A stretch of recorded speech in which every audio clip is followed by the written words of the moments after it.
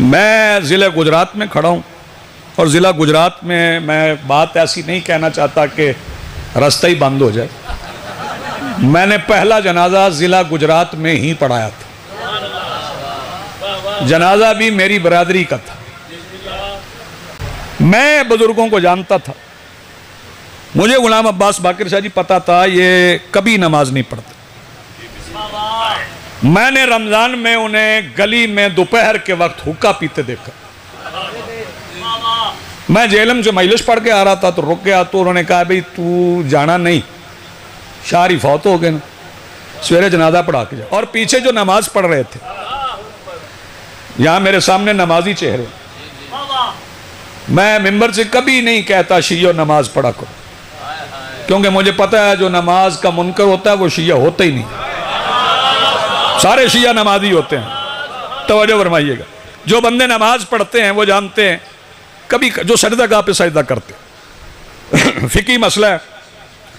कई बंदे सजदा करते हुए ना, सादिक शाह कभी सजदागाह थोड़ा सा इधर उधर हो जाए ना, हर बंदा चाहता है पेशानी के दरमियान में सजदा हो, तो फिर बंदे पेशानी उठा के ना सजदागाह दुरुस्त करके रखते हैं, तो फिर सजदा करते हैं। उनके लिए तलान अर्ज कर दूं कि जब आपने सजदागाह दुरुस्त करके रखा और फिर पेशानी उठा के रखी तो दूसरा सजदा हो गया, अब तीसरे की गुंजाइश नहीं। तीसरा हुआ तो नमाज बातिल। एक रकात में सजदे 3 हो जाएं तो नमाज बातिल। लेकिन जब हुसैन पुश्ते रसूल पे बैठे थे, जो पीछे नमाज पढ़ रहे थे, उन्होंने एक बार सर नहीं उठाया। आप जी हैं, सलामत रहें। उन्होंने एक बार सर नहीं उठाया, उन्होंने कई बार सर उठाया, कई बार सर रखा है। तो रसूल ने बाद में किसी से नहीं कहा कि नमाज फिर पढ़ ले। क्यों नहीं कहा? उनकी नमाजें हो गई। रसूल चाहते थे कि नमाज तो रोज ही पढ़ते, आज नमाज देख भी ले। पहले तो नमाज पढ़ते हैं ना, आज वजूद नमाज को देखें। अबे बंदे कहते हैं अच्छा नमाज इसलिए पढ़। कुछ खुतबा आजकल मेंबर से बड़ी शद्दोमत से कह रहे हैं कि जी इसलिए पढ़ो, अली ने पढ़ी, इसलिए पढ़ो, हुसैन ने पढ़ी। नहीं, इसलिए पढ़ के उन्होंने कहा पढ़ो। वो वाली नहीं आप पढ़ सकते, जो उन्होंने पढ़ी है वो आप नहीं पढ़ सकते। वह मेरी और मासूम की जनाजे की तकबीरों में ही बड़ा फर्क है। हाँ तवज्जो, सहाबियों की और हमारे जनाजे की तकबीरों में ही बड़ा फर्क है। वहां अली बादशाह ने अपने एक एक सहाबी की नमाजे जनाजा में 70 तकबीरें पढ़ी हैं। सामने तो 5 नहीं आउंदियां, उसके लिए मौलवी चाहिए। नमाज जनाजा के लिए आपको मौलवी साहब चाहिए। हालांकि नमाज जनाजा पेश नमाज के पीछे नहीं होती, बाजमात होती है, पेश नमाज के पीछे नहीं होती। बुलंद आवाज से इसलिए पढ़ी जाती कि पिछले भी पढ़ लें। हाँ, पिछले पढ़ लें। और जो 5वीं तकबीर है वो पढ़ते हैं, आप बस आखिरी फिक्रा कहें और आपको सलाम करें। 5वीं तकबीर तो याद होगी, पढ़ते हैं ना 5वीं तकबीर। अभी आपने लंगर नहीं किया और कुछ बंदों का हाल बुरा है। नहीं, पीछे पेश नमाज की होती नहीं, बाजमात होती है। गलत बताता है जो कहता है पीछे पेश नमाज की। वो शिया बुलंद आवाज से इसलिए पढ़ते हैं, पिछले भी पढ़ लें। उसमें 5वीं तकबीर है ये, अल्लाहुम्मा इन्ना हाज़ा अब्दुका व इब्नु अब्दिका व इब्नु अमातिक। अल्लाह ये तेरा बंदा, ये तेरे बंदे का बेटा। शिया होने का फायदा ये है कि बंदा मर के भी बंदे का पुत्र ही है। जी आप सलामत रहे। अल्लाहुम्मा इन्ना हाज़ा अब्दुका व इब्नु अब्दिका व इब्नु अमातिक।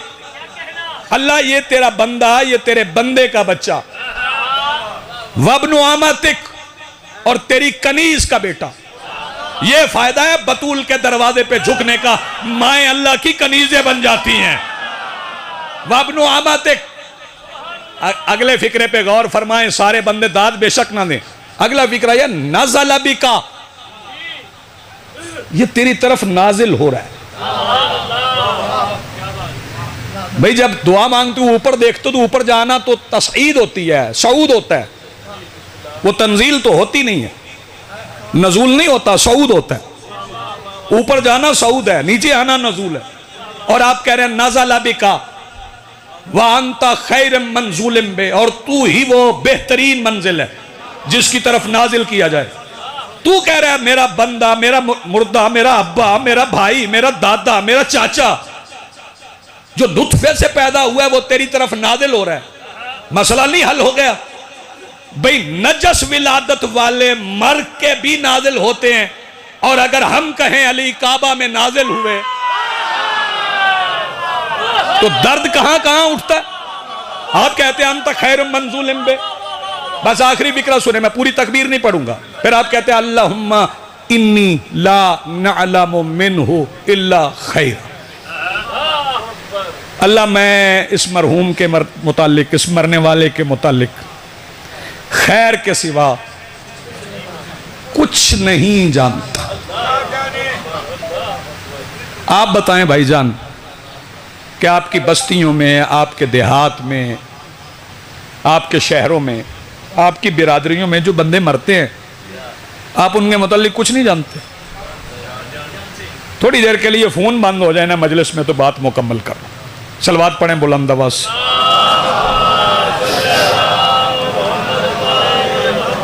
तवज्जो,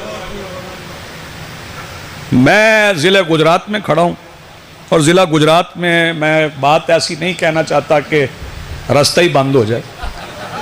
मैंने पहला जनाजा ज़िला गुजरात में ही पढ़ाया था, जनाजा भी मेरी बरादरी का था। पिंड का नाम मैं नहीं जो दसना, फिर तुम लब लेना।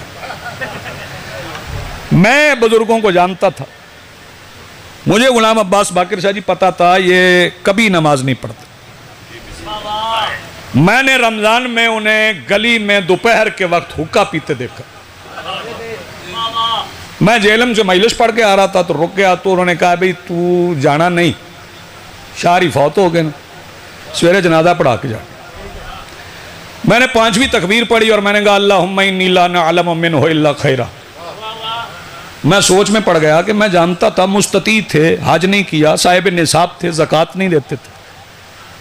तवज्जो, नमाज कभी पढ़ी नहीं, और मैं कह रहा हूं अल्लाह मैं इसके मुतालिक खैर के सिवा कुछ नहीं जानता। मैं तो उर्दू के उस मुहावरे पे भी यकीन नहीं रखता जिसमें कहते अल्लाह झूठ ना बुलवाए।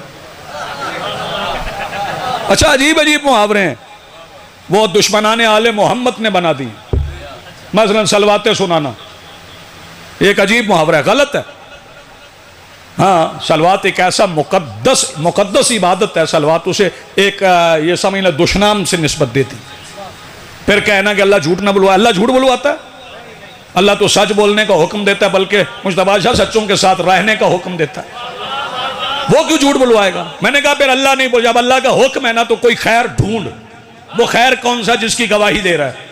फिर मैंने खैर तलाश किया, तलाश करते करते मैं गदीर के मैदान में पहुंचा। वहां चंद बूढ़े सलमान, मिकदाद, अबू जर, हुजैफा, कई न्यादा हुसैन, बिलाल रेत के टीलों पे खड़े होके 1.25 लाख बंदों से कह रहे थे हय्या अला खैरिल अमल,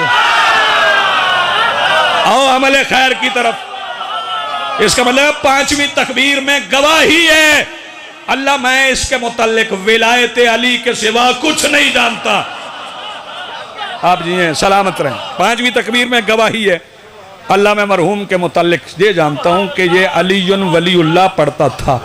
और एक बात और भी, अजान में नहीं पढ़ते आप हय्या अला खैरिल अमल, आओ अमल खैर की तरफ। तवज्जो, इश्तहार लगा दें धीर के वाले, 16 सफर को मजलिस है। तवज्जो, अगू आओ तो शबीना हो फिर तो बंदे एतराज करेंगे की पहने लंगर होया तो फिर नहीं मैंने दस दो इनू मैं डक लेना। लंगर होया तो फिर हाँ, लंगर शबीने तो भी होया दोबारा है। तवज्जो, और याद रखे, याद रखना गुलाम शबीर जो रोटी के फिक्र में थे ना, वो तनूर पे बैठे रहे और तूफान नूह उनको लेके चला गया। चुप करके पवी थे मजलिस, गल सुनी तवज्जो यार। नहीं, एक बात मैं और कह जाऊं, मैं यदि तसल्ली पूरी करांगा आज। तवज्जो, न्याज़ हुसैन जागना।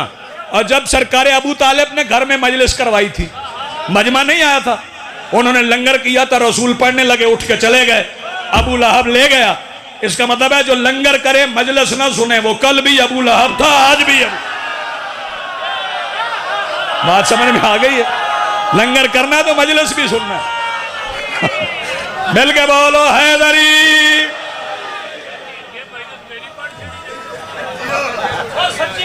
आगू कैसे जा करूं, डके ना तू, और लड़या जना, लड़या जना। सलवात पढ़ो बाबा से बोलो। आप ऐलान करें मजलिस है, आगे से मजलिस ना हो तो झूठ हो गया मुस्तफा शाह जी, तो फिर झूठ हो गया ना। ऐलान मजलिस का, मजलिस हो ही ना तो अजान नहीं होती शियों की, अभी हुई है, उसमें ऐलान नहीं हुआ हैया अला खैरिल अमल, आओ अमल खैर की तरफ। झूठ ना बोलना, पहले देख ये अमल खैर है क्या। हाँ, वो अबू जर कंबर सलमान ने बताया था, आज तक अजान का हिस्सा है। हैया अला खैरिल अमल का मतलब ही ये आली की विलायत की गवाही दे, ये मस्जिद का ऐलान है, ये अजान में ऐलान है। और याद रखना, इसे हल्का ना समझना, ये बड़ी मुहिम है, बड़ी अहम है। इस विलायत के लिए वो बाजार गई हैं जो घर में पैदल नहीं चलती थी।